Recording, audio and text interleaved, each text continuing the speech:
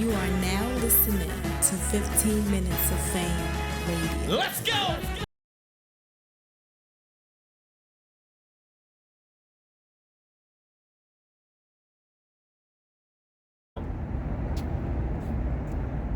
It's a delicate issue for me because I'm of the mindset like an actor can play a serial killer, an actor can play a rapist. You know what I'm saying? You have a whole movie with Kiefer Sutherland where he played, I forgot the name of the movie where what's my girl name? I forgot the movie, man, but he played a rapist. Like, but it doesn't mean that those performance arts, those things when you performed in that manner, that they were like true.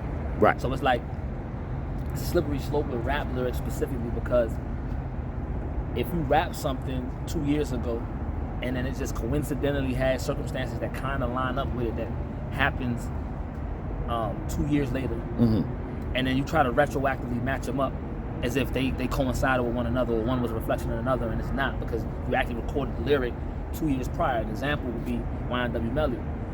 Murder on My Mind was filmed before, was recorded before the incidents with, he's locked up for now, but people used it publicly. Is his a RICO also? No, his isn't a RICO, but in terms of like, okay, using lyrics, period, like whether it be a RICO case or a murder or whatever the charge may be, a conspiracy, using lyrics from creativity to basically be able to prosecute someone retroactively for something that happened prior to, I think it's the only art form. There is no other art form where it happens.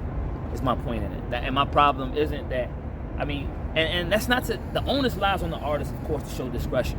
Like and when I say show discretion, I mean in terms, if you know that you're living a particular lifestyle, the onus lies on you to not bring light to that. And I think that if you watch, I like you that yeah. You don't want to. When I say bring light, I mean specific. Like you can speak on experience. You can speak your truth in terms of what you've seen, what you've been around. You know, things that have been told to you, stories that have been told. But to incriminate yourself public, like normally with things like this, you got people that are saying things, so they don't need any like affirmation from you, right? Because it's like anybody can claim anything. Like you got niggas that say I'm this publicly for rap and they're not. Right. And everyone that's around knows that they're not. You know what I'm saying? And so with any crime, like I can go to a police station right now and say I killed 15 people. You know what they got? And you can, if they lack corroboration for your claims, it doesn't matter what you say. So I can get on track and say a million things, but you got to corroborate them with an actual crime. So if I say I killed the person and they have no evidence of a person being killed, they can't prosecute me for it. Right. Even though I'm in the police station saying I killed somebody. They could be like, oh, we don't have nobody dead. That didn't happen. We don't know that this happened because we don't see that this happened. We can't prosecute you. Via Rob, G, not G Depp, the other one. G-Depp. Was it G? No, what was the other one? It was G Depp. Yeah, okay. G Depp went into a train. He went into a police station, I think like 10 or 15 years after, like a robbery. Right. And he thought he just shot the dude, and the dude actually died. And then he turned himself in. Yeah, but they had the person, so they so they had a murder. So what he said, it corroborated with a crime that that's what I was trying to get at. Gotcha. You feel what I'm saying? So yes. If they lack an actual crime, they can't convict you of it. So I'm saying that to say, bring that back full circle. When somebody raps about something, if there is no corroboration for what they're rapping about, it doesn't matter what they say. Got you. You know what I'm saying? But it's still, the onus lies on the artist to show discretion. You feel what I'm saying? So that they don't further implicate themselves in something that they may be actually involved in. My problem with it is the system. It's like, why does this art form, I mean, we know why. Because who represents this art young form? black rich motherfucking men, so, why is it that once again these things can be used in open court when it's supposed to be art? It's supposed to be protected as such. It's like, and then it's like now you're involved in censorship, and you're like, okay, you can say these things, but you can't say this. And it's which like, again takes away free speech. Facts. Even the vague parallels, where it's like I said something that could be construed as something that retroactively could be applied to a murder that happened 3 years ago, or I recorded this song 3 years ago, and then now they're trying to retroactively apply a lyric from 3 years ago to something that's current. It's like, that didn't even happen. Like, but this expresses this displays his propensity to be able to commit this type of act. And it's like, no, like that's not, the legality of that should be in question. That's what happened to Young Thug, right? Part of it, they said that they part of the lyrics. And what I'm saying, like that, like, I don't think that that's a very slippery slope, because it's like, at what point do you start holding people accountable for roles that they played and things that they said on screen, from a script that wasn't even written by them? Like, a lot of these artists don't even write a lot of their music, you said, and it's like you using your lyrics to apply. It's a slippery slope, but I think the onus does fly. If you're actively involved in crime, and if you go back to the 90s, there were a lot of people, West Coast, East Coast, that were like involved in shit, but you didn't even know people's gang affiliations. Like, if you didn't know what you were looking for, you weren't a gang affiliate, you didn't know that these niggas was Crips and these niggas was Bloods. You didn't know. Nope. Like, they didn't kind of tout it. And I'm not, like, once again, how people live, I'm not a gangbanger. I can't tell niggas how to politic or what they do. I'm not telling niggas that. I'm saying that because of the current climate and because of the precedents that's been set legally, you do open yourself up for potential prosecution if you are actively involved. And think about it, like, some niggas that aren't in a gang, that aren't on the negative side or on that side of it, who get rolled up into indictments just simply off affiliation. And is that something that needs to be fought on our end? Yes. Because I know the mayor, I guess, in Atlanta is like, she's like letting you know, So it's like, it's clout. She knows what she's doing. She's gonna eventually probably run for gubernatorial. She's gonna run for governor, and she's gonna run for a seat in the Senate or something, and then eventually president. She knows what she's doing. I don't think nobody's fighting for it or even discussing it. They just allowing it to happen. Because once again, the appearance of, like, a lot of times the social climate will dictate what they're willing to allow in terms of public office. Like, and I say that to say, like, after 9/11, people were okay with Muslims being castigated because what was touted to them was Muslims were responsible for what happened. So whatever you do to Muslims, we don't care because they did this. Even though it wasn't Muslims, it was a specific group of people who all happened to be Muslim. You know what I'm saying? Right. So same thing here. It's like, we're okay with you prosecuting these animals because they're not indicative of us as a whole. And it's like, nah, and I tell people this all the time, like, even with, like, hate to say it, like, white supremacists, like, a white supremacist has the right to be a white supremacist. It sounds crazy, right? But it's like, true.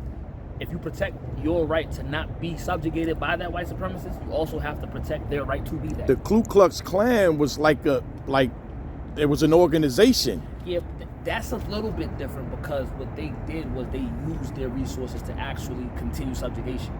Your belief in something and saying you believe in something without furtherance acts, like without you doing acts in furtherance of that, is fine. Okay. I'm okay with a person saying they hate black people as long as they don't do anything to black Got people. you. You feel what Got I'm saying? you. Got saying you hate black people is not in and of itself a weapon. It is in terms of because the current status quo, but by itself it isn't. I say that to say, once you do things in furtherance of that, which can subjugate black people, or further subjugate black people, or take advantage of the fact that black people are a lesser class, then that's where the crime comes into place. Because based on your position in white supremacy, being the beneficiary of white supremacy, you're able to enact racism on black people to subjugate them. So once you've done that, that is where the crime and the government needs to step in. But the actual ability to believe it is fine.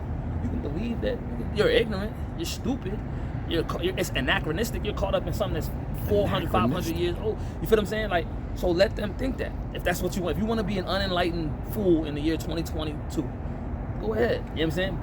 But don't do anything in furtherance of those beliefs, because once you do that, now the government needs to step in. I'm saying that to say the same with people's rights being protected on our end. Mm-hmm. Our rights need to be protected to be able to express yourself without fear of prosecution if you're not speaking to actual crimes that are being committed. And even still, like, even now, like, I'm not gonna say you should get on there and be able to say explicitly, I killed this nigga, blood over here, I left a fingerprint over here. Like, okay, you asking for that's a confession. But in terms of you just vaguely saying, I keep the tool on me, and then they're saying, well, they're gonna charge you with gun possession now because you rapped about you kept a gun on you. That's crazy.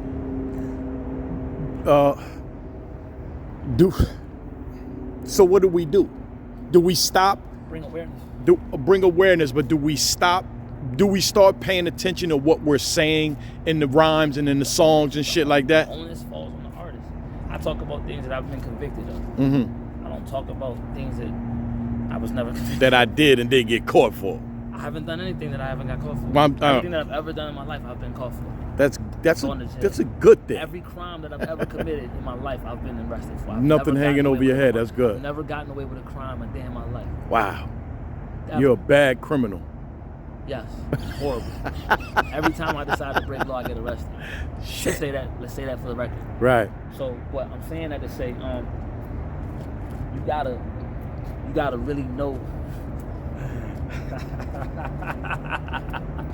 Yeah, yo, man. You gotta show some discretion, man. And I get it. We're in this climate where, and I can say a lot on this, man, because we fetishize, we love sensationalizing things that we know to be real. So without getting too much into, when you hear things that are the soundtrack of real life events that you know are happening, it creates a tempest. Like, it's just this storm of attention, people wanting more and more, and that attention is, in consumerism terms, is money. Right. It's visibility, it's viewership, it's all of these things that we monetize. Negativity sells. It does, and not just negativity. There's a hinged society. There's people who will never be close to the things that we have never been close to them. And the consumer base isn't necessarily us. The ones that we're selling to these records to aren't us. It's the people that don't really have access to that lifestyle or that art. And that's why they're intrigued by it. That's exactly why. Yeah. Because it's not just, it's a sound, for us it's a soundtrack for life. For us it's something that we deal with every day. So yeah, it feels good, it sounds good, and we love it. But we're literally the creators of that. Chico. What did he say? Yeah, I think he said go home. So them creating that attention for it becoming commercialized, it becoming mainstream, it makes people emulate them. When they see that this is what garnered attention, is that a real life, like the music being the soundtrack for real life events. Okay, well, we got real life events going on over here too. Well, let's make this the soundtrack of the real life events, and people will be just as fan. You feel me? And it goes hand. When we reward these things with attention, everyone on the outside noticing it, they want what comes with that. Yes. And they'll replicate that. And because we reward it, not we, when I say we as a whole, and when we reward that, what happens is people pay attention to it. And when they pay attention to it, it creates an ongoing churning cycle. And then what the prosecutors do, they pay attention to it. Right. When they pay attention to it, now they're like, okay, well, I don't even got to do too much math. I'm going to just go here and listen. And then, so you got to be mindful of that until there are actual tangible changes made to the legislative system in terms of how they can prosecute. So, you ever thought about running for some kind of office? My record is extensive because I've been caught for every crime I've ever committed. But see, that's fucked up though. Very, because it's like I have the pulse of the people and I understand, and I think that's part of it. Like, people that go through the legal system actually understand it a little bit better than people that never do. Again, why I came here to ask you that. Respectfully. You know what I mean? Respectfully. So Humble. yeah, and you're a very, very, did I say very? Very fucking smart person, man. Like, you know, you've said like at least 8 to 10 high scoring Scrabble words that I had no clue what they meant during this interview. So, but again, man, it's like we need people like you, you know.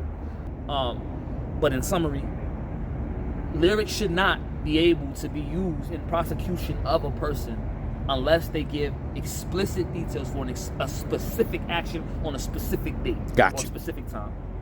And I would say unless, I'm saying that because you got to give room for common sense. Because if I get somewhere and I say something where people can hear it, even if I'm not recording, somebody hears it and they're like, yo, he's the Zodiac killer, I just heard him admit to it. Right. I can go to jail for that. You know what I'm saying? If they can find evidence that corroborates and use that confession as enough. They can lock you in jail and then try to find the evidence also. So that, and then the onus falls on the artist to be discreet.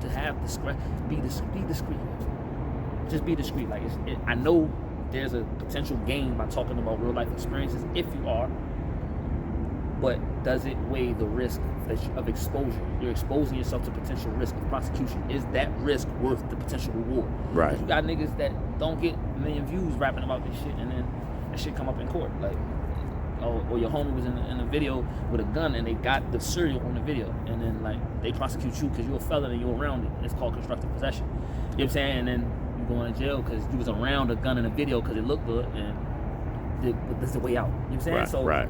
just be discreet. Like, be discreet, man. And I learned that in old age. Like, as young me probably wouldn't have said this. Young me would have placed all the blame on the powers that be because the system was created in order to be wicked, and it is.